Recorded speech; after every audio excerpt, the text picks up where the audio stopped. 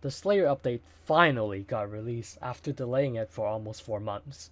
This update is not only for Slayers, and there's a lot to go through.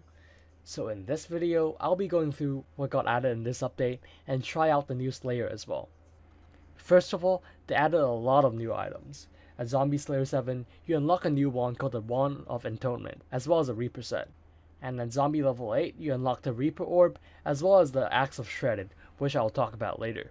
And finally, at level 9, you unlock the Revenant tier 12, as well as a pet item called the Reaper Gem.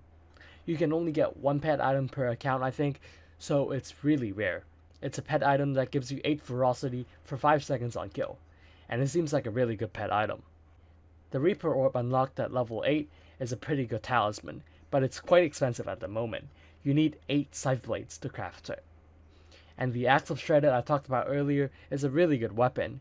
It's like the Reaper Falchion, but even better. It has really good base stats, it does plus 250% more damage to zombies, and you take 25% less damage from zombies when held. And it has a pretty cool throw ability like the Livid Dagger, but it's quite expensive of course.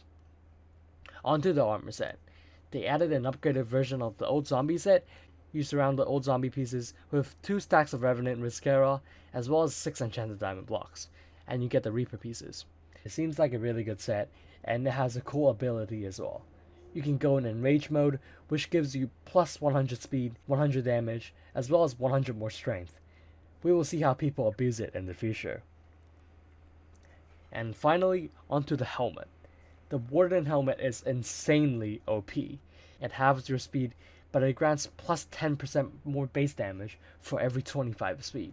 So let's say you have 500 speed, you're getting plus 200% more weapon damage, and that is absolutely crazy. We will see people using that helmet instead of the Crown of Greed in the future. Speaking of the future, subscribe down below because you will enjoy the content I'll make in the future, and also, you can be part of the Under 10K gang. I also have a Discord, so if you want to chat with me, feel free to click the link below, and back to the video. Also with this update, they added some brewery changes. God potions are now half the length, and you can use a legendary parrot to boost the length of it. They also added some mix-ins to buff the God potion, like a mix-in that gives you magic find, one that gives you ferocity, and one that gives you dodge chance. Each mix-in is 125k in the bartender, but it has a Slayer requirement to buy these. Onto the Slayer part. They added an RNGesus meter, which gives unlucky players something to look forward to, as it guarantees an RNGesus drop, as well as an auto slayer which starts automatically if you have enough coins in the purse and the bank. Last but not least, the most important part. They added a 1 coin NPC sell price for Revenant Flesh. Wow. Onto the Slayer fight.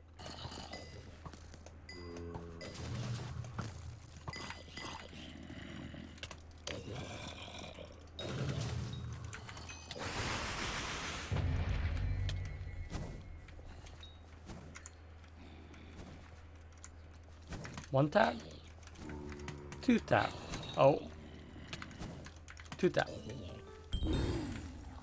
When you're killing zombies, it has a chance to spawn a mini boss that has 2.4 million HP, and the boss itself has 10 million HP.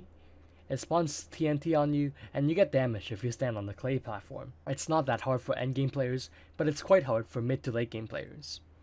The new Slayer type drops 2 items, the Warden Heart and the Shard of Shredded. The Warden Heart is more rare than an RNGesus drop, and it's used to craft the Warden Helmet, which is extremely overpowered. And the Shard of Shredded, it's used to craft a new axe item. That's about it for the video. Subscribe down below if you learned something, and peace out.